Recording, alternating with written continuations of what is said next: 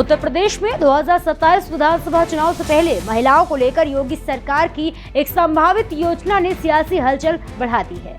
Reports के मुताबिक सरकार आर्थिक रूप से कमजोर महिलाओं को सालाना 50,000 रुपए तक की आर्थिक मदद देने की योजना पर विचार कर रही है। हालांकि अभी तक इस प्रस्ताव पर आधिकारिक मुहर नहीं लगी है और योजना की अंतिम शर्तें भी तय नहीं हुई हैं। नमस्कार, मैं प्रेयसी पांडे और आप देख रहे हैं भारत एक्सप्रेस।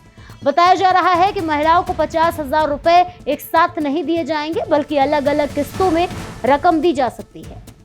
रिपोर्ट्स के अनुसार चुनाव से पहले पात्र महिलाओं को 20,000 रुपए की पहली किस्त देने का प्रस्ताव हो सकता है। इसके बाद अगर बीजेपी की सरकार बनती है तो 10-10 हजार रुपए की 3 और किस्तें देने की बात सामने आ रही है।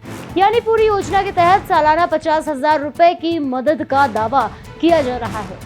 संभावित योजना में आर्थिक रूप से कमजोर महिलाओं को प्राथमिकता देने की बात कही जा रही है।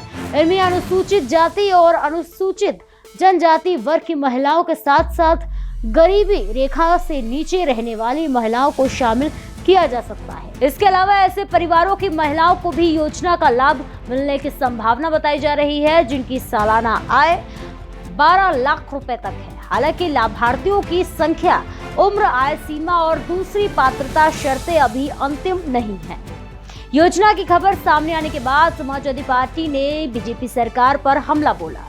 सपा अध्यक्ष और सांसद अखिलेश यादव ने सोशल मीडिया पोस्ट के जरिए सरकार पर निशाना साधते हुए आरोप लगाया है कि बीजेपी के पास चुनाव जीतने के लिए पैसों के अलावा कुछ नहीं बचा है। उन्होंने इस संभावित योजना को चुनावी रणनीति से जोड़ते हुए सरकार से पिछले 10 साल का हिसाब मांग लिया। अखिलेश यादव ने 50,000 रुपए के आंकड़े का भी जिक्र किया। उनका कहना है कि अगर सरकार वास्तव में महिलाओं को सालाना 50,000 रुपए देने जा रही है तो पिछले 10 वर्षों में भी ये रकम दी जा सकती थी। अखिलेश ने हिसाब लगाते हुए कहा है कि 10 साल में महिलाओं के हिस्से 5 लाख रुपए आते, जबकि अब केवल 20,000 रुपए देने की बात हो रही है। उन्होंने इसे महिलाओं के अधिकार के साथ अन्याय बताया। अखिलेश यादव ने दूसरे राज्यों में महिलाओं को आर्थिक सहायता देने वाली योजनाओं का भी जिक्र किया। उन्होंने आरोप लगाया है कि बीजेपी चुनाव से पहले महिलाओं को आर्थिक मदद देने के वादे करती है, लेकिन बाद में कई जगहों पर भुगतान को लेकर विवाद खड़े होते हैं। साथ ही उन्होंने सरकार की नैतिकता पर भी सवाल उठाए। राम मंदिर चंदे से जुड़े विवाद का उल्लेख किया। वहीं सपा सांसद डिंपल यादव ने भी संभावित योजना को लेकर बीजेपी सरकार पर हमला बोला। उन्होंने बिहार में चुनाव से पहले महिलाओं के खातों में पैसे भेजे जाने का जिक्र करते हुए कहा कि सरकार को अपना काम करना चाहिए। डिंपल यादव ने सड़क, इंफ्रास्ट्रक्चर और रोजगार जैसे मुद्दों को उठाते हुए कहा है कि युवाओं के पास पर्याप्त सरकारी नौकरी नहीं है और पिछड़े तथा दलित वर्गों को उनके आरक्षण का पूरा लाभ नहीं मिल पा रहा। डिंपल यादव ने बीजेपी सरकार से 10 साल का पूरा हिसाब किताब देने की मांग की है।